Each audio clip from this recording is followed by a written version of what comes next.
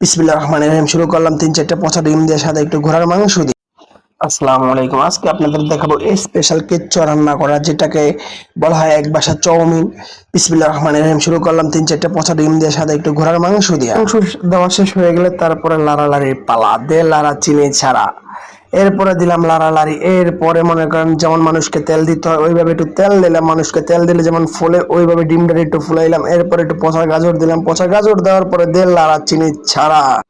এরপরে লাড়তে লাড়তে মনে চাইলো যে কি দেওয়া যায় কি দেওয়া যায়, এই হইলো গিয়া আমাদের স্পেশাল, এই হলো গিয়ে কেচ্চো। কাস্টমারকে কেচ্চো দিলাম কারণ কাস্টমার কেচ্চোয় খুশি। আমি দিলাম একটু কেচ্চো, কাস্টমারকে একটু বেশি দিয়ে ফেলাইছিলাম, না বেশি দেওয়া যাবে না।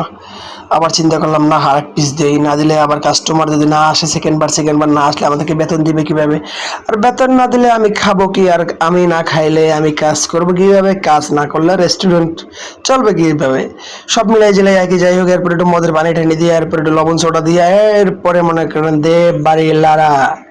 এরপরে বাড়িতে করিডোর ভাড়ায় এলাইতে হবে। এরপরে মনে করেন একটু ওই আড়াল্লা মারি। এরপরে মনে করেন একটু ঘাস সবজি ভেজিটেবল যেটাকে যা যা মনে চায় সব কিছু দেওয়া ফেলাইবেন।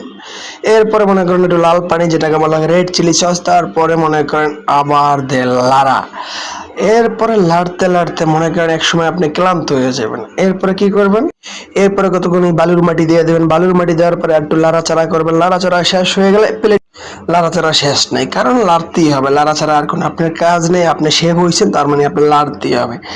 লাইরা চাইরা মনে করেন ঘুইটা ঘাইটা এরপর একটু খাইবেন, মন চাইলে খাইবেন আর মন না চাইলে মনে করেন পোলাপান দিয়ে চাড়াইবেন।